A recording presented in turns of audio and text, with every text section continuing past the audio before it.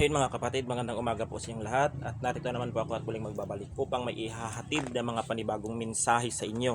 At ano natin mga kapatid, ibabahagi natin kung ano yung mga ilalabas na mga baraha. Yan. Matagal-tagal na rin akong hindi nakapagtarot. Yan. At ako po yung nagpapasalamat dahil na-monetize na po ang aking YouTube channel. Naka 5K plus na. Yan, sa awa ng Panginoon. At sa pagsisikap natin na mag-upload ng mga video sa ating gamutan, sa pagtatarot, sa pag-cleansing, sa pagbabahagi ng mga orasyon, at saka pagbabahagi ng mga halamang gamot na makakatulong na maibsan ng inyong at malunasan ng inyong karamdaman. Ayan po. Yan po ang itinuturo ko na may hindi kayo magsawa na magsubaybay at magsuporta sa aking mga YouTube channel na aking i-upload. Yan. At ano natin mga kapatid, pipili tayo ng 13 baraha. Yan. Isa,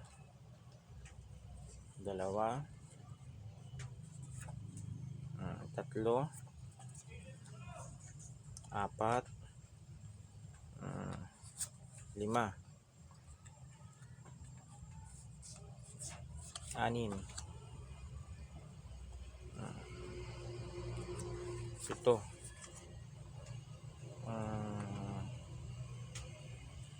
walo, siyam, 10, 11, 12,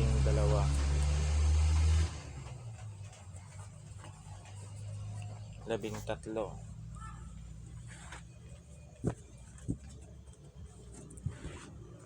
daming mga langgam. Yan, 13 baraha mga kapatid yung ating ibabahagi. Unang-unang mensahe ay magkakasakit. Yan, itong magkakasakit na ito mga kapatid, ang masasabi ko lang dito sa mga collective na makakapanood ng aking mga tarot ay ano rin po, pag-ingatan din po ninyo ang inyong sarili. Yan, wag po palaging trabaho, wag po laging magpuyat, wag po laging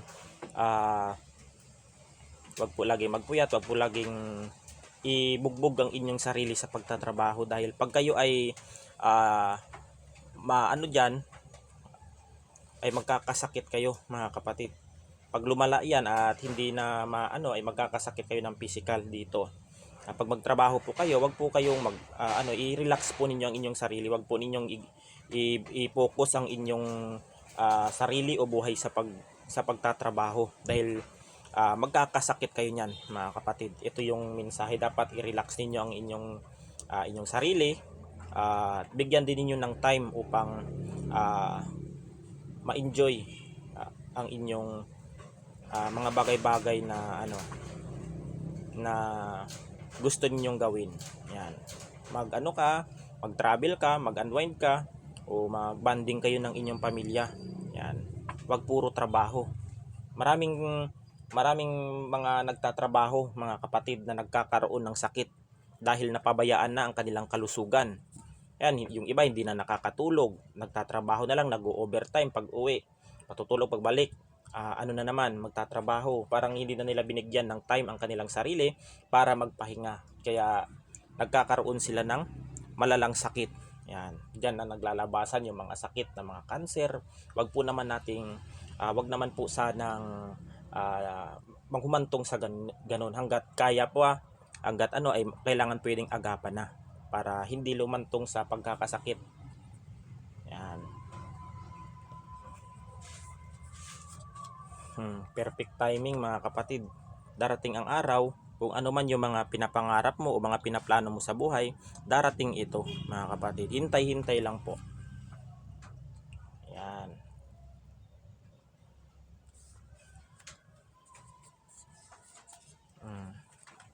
Mag-ingat po sa mga taong nakakasalamuha mo. Yan. yung mga nakakaharap mong tao, mag-ingat po kayo mga kapatid, dahil hindi po ninyo alam, ito pong hidden agenda mga kapatid ay nakatagong masamang plano. May mga hidden agenda ito mga kapatid, o may mga binabalak sa inyong masama, kaya mag-ingat po kayo. Yan.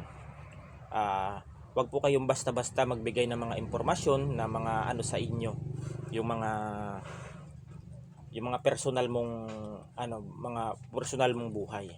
Yan. Kasi hindi ka tatanungin yan pag hindi sila interesado at wala silang plano sa iyo. Yan.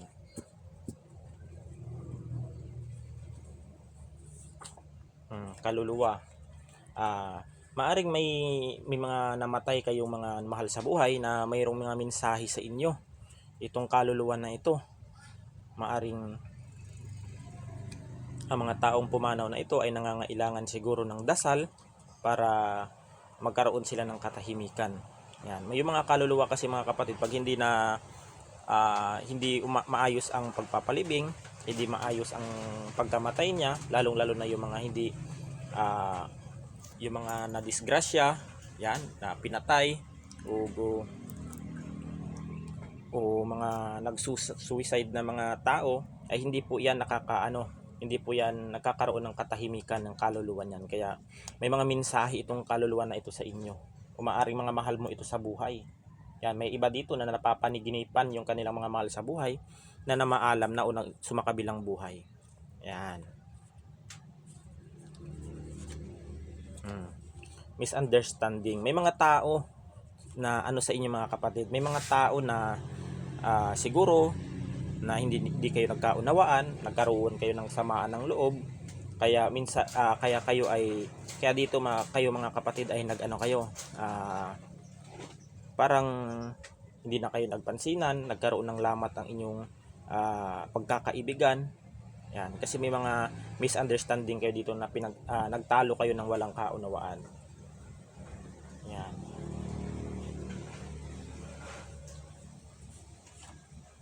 Pamilya. Ayan, sa pamilya, mga kapatid. May mga magpamilya dito na hindi nagkaunawaan. Yan, kung ano man ang mensahe ng barahang ito, kung may mga pamilya kayo na hindi mapagkakaunawaan kayo, ay ninyo mga kapatid, ayusin ninyo. Walang ibang makakapag-ayos yan, hindi maayos ng mga kaibigan mo yan, hindi maayos ng mga kumpare mo yan, hindi maayos ng mga ibang tao yan, kundi kayo lang magpapamilya ang mag-aayos niyan ng mga problema ninyo. Yan. Kung may problema mga kapatid, may solusyon yan, madadala sa usapan yan ang mga problema na yan. Kung may mga hindi kayo pinagkakaunawaan, wag ninyong sabihin sa mga ibang tao, ganto yung taong yan, nakakahiya po mga kapatid. Nakakahiya po yung mga ganyan. Ayusin ninyo kung may mga problema. Kayo lang din ang magtutulungan yan sa bandang huli, hindi po yung ibang tao. Yan, walang ibang makakatulong sa inyo kundi yung pamilya ninyo. Yan, yung mga binuo ninyong pamilya, yung pamilya ng both side. Kung may hindi kayo pagkakanawaan, ayusin ninyo. Yan, hanggat madadala sa usapan. Yan ang mensahe mga kapatid.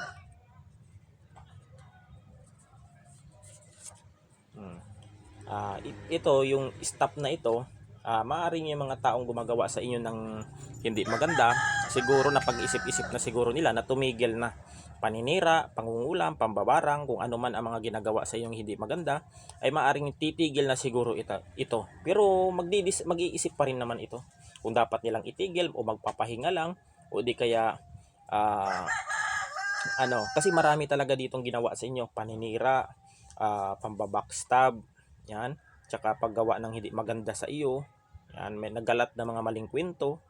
Ito siguro na-realize din siguro nila na hindi mo naman sila inaano o inaaway, wala ka namang pakialam sa kanila, siguro titigil na itong mga taong ito. Yan, titigil na iyan yung mga gumagawa sa iyo ng masama. Hustisya. Magkakaroon ng yung mga kaluluwa na ito mga kapatid na may mga kaluluwa dito na nagpaparamdam sa iyong panaginip. Ang gusto ng mga kaluluwa na ito ay magkaroon sila ng hustisya. May mga nakikita ako ditong hindi maganda ang kanilang pagkamatay. Meron ditong nadisgrasya, yan. Nadisgrasya yung mga taong ito, kaya sila namatay, yung ginahasa, sinalvage, kaya minsan nagkasakit ng malubha. Yan. Kaya ito yung gusto nila, na magkaroon ng hustisya ang kanilang pagkamatay ng mga kaluluwang ito. Kaya ito pakalat-kalat, yung mga ligaw na kaluluwa. Ayan. Tigal po. Yung may mga tao dito na nakakaramdam ng mga tigal po. Yung pananakit ng ulo, pananakit ng balikat, pananakit ng batok, pananakit ng buong katawan, hindi makatulog. Yan po ay tigal po, mga kapatid. Tigal po yan. Marami kasing uri ng tigal po, mga kapatid. Kung hindi po yan nagagamot, hindi po yan, ang tigal po kasi, mga kapatid, ay hindi po yan nagagamot ng mga paracetamol, hindi po yan nagagamot ng pananakit ng ulo, pagkikirot na yan, hindi po yan hindi po yan nagagamot ng paracetamol o di kaya anumang uri ng medisina na pang physical. Dapat po dyan, mga kapatid, ay kinakalas po, tinatanggal po yan, binabaklas po yan sa pamamagitan ng dasal. Kasi po marami pong uri ng tigal po, mga kapatid. Hindi lang po isa, kundi napakarami. Merong tigal po na aatakihin ka sa puso, merong tigal po na mai-stroke ka, merong tigal po na mawawalan ka ng ulirat, merong tigal po na nakakahimatay. Kaya po hindi basta-basta ang tigal po, mga kapatid. Yung iba natatawa-tawa sila sa mga kataga o mga kataga na tigal po na ito, pero hindi nila alam. Pag hindi ninyo nakayanan yan at mahina ang inyong spiritual na spiritual na kakayahan ninyo, o di kaya ang spiritual ninyo, at pag kayo ay napasok, maaari ninyong ikamatay ito, mga kapatid. Maaari ninyong ikamatay o magkaroon kayo ng sakit o magsasuffer kayo. Yan ang tigal po. Kaya yung iba tatawa-tawa, pero pag naranasan ninyong kayo na tigal po ng marunong, ay siya. Yung iba dyan hindi nakakatulog. Yan yung mga uri ng tigal po. Yan. Pera o kayamanan. Ito yung mga pinagtatalunan ng mga magpapamilya na ito. Yung kapirahan talaga. Kaya hindi sila nagkakaunawaan, nag-aaway-away sila, hindi sila nagkakasundo dahil sa pera at kayamanan na kanilang hindi pagkakaintindihan. Pero pag naayos din naman ito, yung mga problema nito ng mga pamilya na ito, maaaring matigil na rin siguro ito kung magkakaayos sila. Yan. Meron din dyan. Yung kaluluwa na ito ay kailangan niya ng hustisya. Yan. Accident. Yan, iwas-iwas po talaga, mga kapatid. Naway sana sa pagbiyahe ninyo, magdasal po kayo na kayo po ay ilayo sa mga aksidente o kapahamakan. Yan. Wag po ugaliin niyo magdasal bago kayo magbiyahe, o kung kayo man ay namamasada, kung kayo man ay may pupuntahan, o kung kayo man ay magra-rides kayo, i-check niyo muna yung inyong mga motor, sasakyan, para safe po kayo, mga kapatid. I-check po ninyo, dahil po ang disgrasya o aksidente ay wala pong pinipili. Kahit anong oras, kahit anong araw, kahit anong buwan, ang aksidente po ay kusa po yang pabigla-bigla lang po ang aksidente. Yan, hangga't kayang pigilan ay i-check ninyo ang inyong mga sasakyan para maiwasan ng aksidente. Tsaka sa pagtawid o kung kayo ay may pupuntahan, iingatan din ninyo, mga kapatid. Yan. Sa pagtawid, kunyari kayo ay tumingin muna kayo sa kaliwa at kanan bago kayo tumawid para hindi magkaroon ng aksidente. Yan. May mga tao rin dito na namatay na gusto nila ng hustisya sila ay na-aksidente siguro sa motor, sa sasakyan, o ano man ang kanilang kinamatay nito, ay kailangan nila ng hustisya. O may mga mensahe sila sa kanilang pamilya na nais ipaabot. Kaya ganon. Lason. Itong lason na ito, mga kapatid, ay mag-ingat-ingat din po kayo dito, mga kapatid. Dahil ang lason po ay wala pong pinipili. Ayan. marami pong marami uso na kasi ngayon yung lason na nilalagay sa pagkain, nilalagay sa inumin, nilalagay sa ulam. Yan. Kaya mag-ingat-ingat po sa lalong-lalo na sa mga bumibili sa mga karinderya dahil hindi po natin alam yung mga taong bumibili diyan. Totoong ang karinderya ay malinis pero yung tao po na mahilig manlason ay talagang diyan po sila nambibiktima diyan. Marami na akong ginamot na ganito na nalason, namayat sila, nagkasakit sila dahil sa lason. Pag hindi po kasi mga kapatid nagagamot ang lason, kilkig o dawdaw, ay maaari pong mabutas po ang bituka niyan, maaring lumaki ang tiyan, maaring maninilaw, maaring magkakaroon sila ng sakit na kahit ipa-ultrasound nila yan, kahit ipa-biopsy nila yan ay hindi nakikita ang sakit na ganyan. Nagtataka yung iba ba't lumalaki yung tiyan dahil yan mga kapatid sa lason na inilagay. Kaya ako mga kapatid, pag may mga nagbibigay ng mga pagkain dito, hindi po ako basta-basta kumakain. Dinadasalan ko man yan at hinihintay ko yan na maging after 30 minutes. Yan. Kasi mga kapatid, pag ako po ay nagdadasal after 30 minutes, titignan ko yan.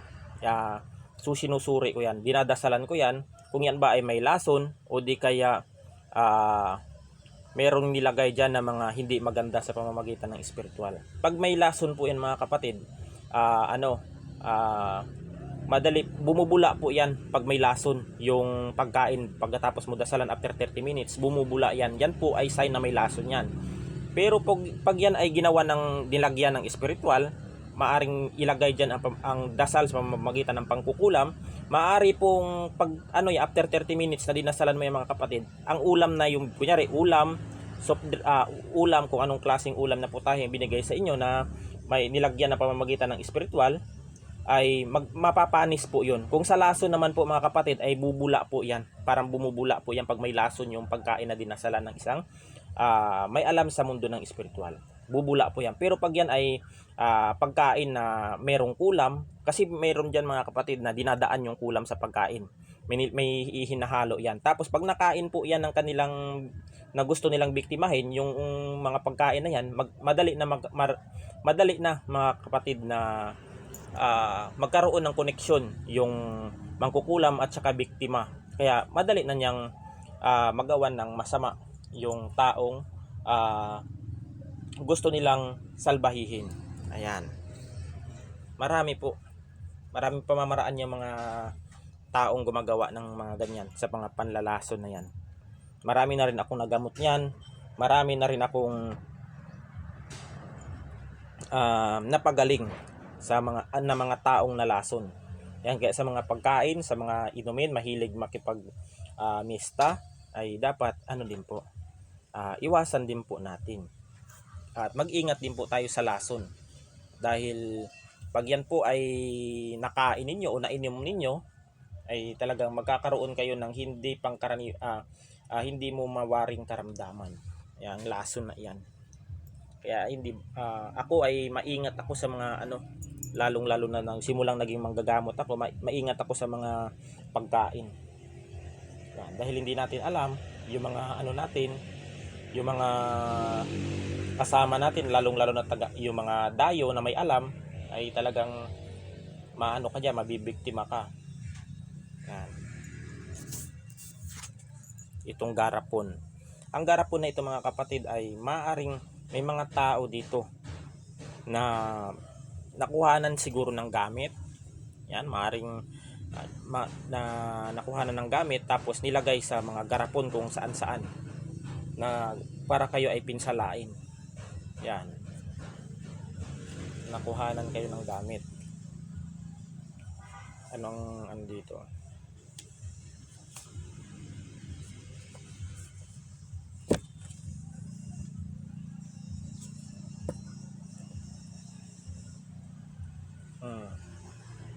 Itong pagtatawas na ito mga kapatid, ang pagtatawas na ito, kung may mga taong nagpatawas kayo sa inyong manggagamot, ay kayo na po ay nagkaroon ng kagalingan sa mundo na sa espiritual. Yan.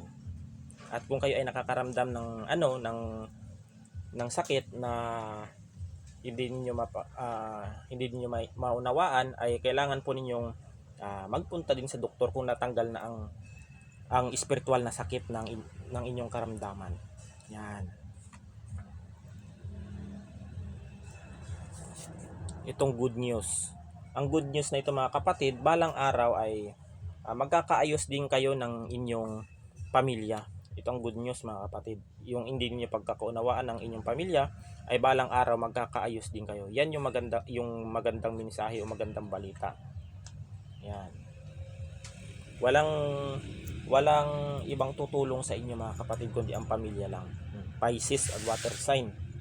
Isa ito sa may hindi na pagkakaunawaan na nagkaroon ng hindi pagkakaunawaan sa kanilang pamilya itong water sign. Ayan lang mga kapatid ang mensahe na aking ibabahagi sa inyo, at hanggang dito na lang, at God bless us all. Ingat po tayo palagi.